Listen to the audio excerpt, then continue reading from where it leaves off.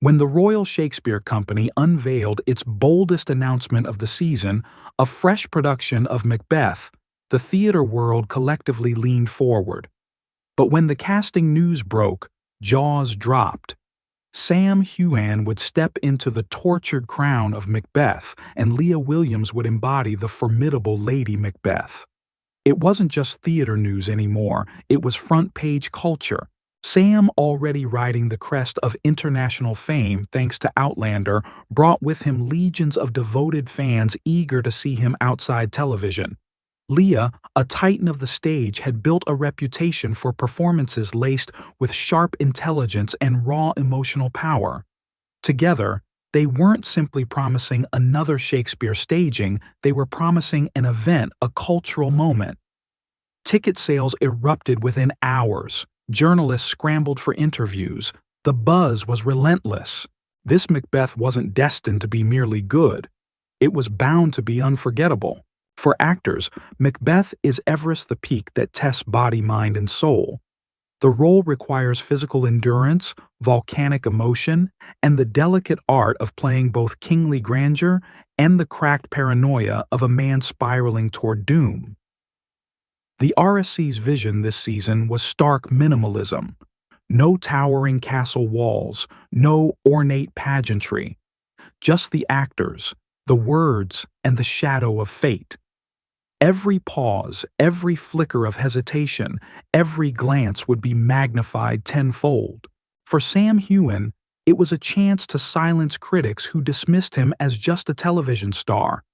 For Leah Williams, it was an opportunity to cement her name among the great interpreters of Lady Macbeth, one of theater's most iconic and treacherous roles. From the first rehearsal, the air crackled. Sam hurled himself into the role with a physical ferocity that startled even the fight choreographers. Leah, by contrast, treated Lady Macbeth like a grandmaster's chess game, analyzing every word, every step, every inflection with ruthless precision. The director pushed them to strip their characters' relationship to its rawest essence: ambition, desire, power, and the rot seeping beneath. Their scenes together burned with electricity. Crew members whispered that they might be watching the defining Macbeth and Lady Macbeth pairing of the decade. The RSC's marketing team knew they had lightning in a bottle.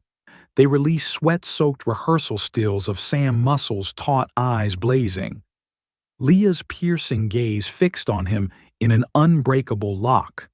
Interviews portrayed them as artistic soulmates united in breathing something dangerous and deeply human into Shakespeare's tragedy. Fans devoured it. Outlander loyalists, many first-timers to the theater, snapped up seats. Seasoned theatergoers buzzed with anticipation at this infusion of raw energy. But as anticipation soared, the first signs of strain began to show. Not in their performances, but in the atmosphere. Sam's meticulous approach, wanting to rehearse each change over and over, clashed with Leah's instinctive fluid style. She preferred to dive headfirst into the fire. The tension wasn't hostile, more like two powerful forces pulling in slightly different directions. The cracks widened once the media tour began. At one interview, a reporter slyly asked about their offstage relationship, baiting them with gossip. Leah's smile tightened as she deflected, pivoting back to the craft. Sam laughed it off, but his reply carried steel. "We're here to talk about Macbeth, not rumors." The moment was brief, but online forums dissected it frame by frame, spinning speculation into wildfire. As opening night drew closer, rehearsals grew more brutal. The director demanded sharper contrasts, fiercer emotions. In the banquet scene, Sam's voice shattered with fury as Macbeth raged at Banquo's ghost. Leah, trying to steady him, gripped his arm with such force she left bruises. It was electrifying theater, but between scenes, the warmth from earlier weeks was gone. Breaks found them on opposite sides of the stage, speaking only when necessary. The final dress rehearsal gleamed under the stage lights. Sam battered in war-torn armor. Leah in a blood-red gown that devoured the spotlight. The director applauded their readiness. That night most of the cast celebrated together. Sam begged off, citing exhaustion. Leah lingered with the director, refining a monologue. Nothing seemed unusual. By morning, it was chaos. A tabloid claimed there'd been a fiery altercation between Sam Heughan and Leah Williams after the dress rehearsal. Another hinted that personal tensions were bleeding onto the stage. Details were scant, insinuations abundant. But they didn't need facts. A beloved TV star, a revered stage actress, and a high-pressure Shakespeare premiere was scandal enough. At 9 a.m., the RSC's press officer called an emergency meeting. The mood was suffocating. Agents and journalists were already circling. The options were laid out: issue a joint denial, separate statements, or silence. Leah crossed her arms. If we address it, we make it real. Sam rubbed his temples. If we let this become the story, the work is meaningless. They compromised. A short, neutral statement. The rumors circulating about tensions between our Macbeth leads are unfounded. We are fully committed to delivering a production that honors Shakespeare's work and our audience. It hit the RSC's channels by noon, but the internet had already branded it PR spin. Screenshots flew with captions like "sounds like they're hiding something" and "damage control much." Premiere night arrived under a storm cloud of speculation. Backstage, the energy was taut. Crew avoided eye contact. Actors whispered in corners. Sam sat in silence, rehearsing lines with iron focus. Leah paced, controlling her breath, her body a coiled spring. Neither broke the invisible wall between them. The house filled with critics, Outlander devotees, and curious onlookers who had bought tickets purely to witness the drama. Conversations in the foyer buzzed. Do you think they'll even make it through? Maybe the tension will make it better. A reporter whispered to her photographer, "Stay on their faces. If there's a crack, we want it." Then the curtain rose. The opening battle hit like thunder. Sam's Macbeth was raw and brutal, every sinew taut with rage.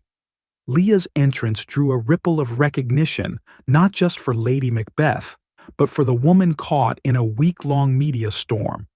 Their first shared scene crackled with chemistry, but it wasn't the rehearsed fire of earlier weeks. It was sharper, edgier, a push and pull that blurred the line between acting and reality. By the "screw your courage to the sticking place" scene, the theater was breathless. Leah's voice was a blade wrapped in silk. Sam's reply came sharp, almost biting. The audience was riveted. What began as rumor had become fuel. The banquet scene was volcanic. Sam, unraveling at Banquo's ghost, roared with desperation. Leah clutched him with such ferocity the audience swore it was real fury.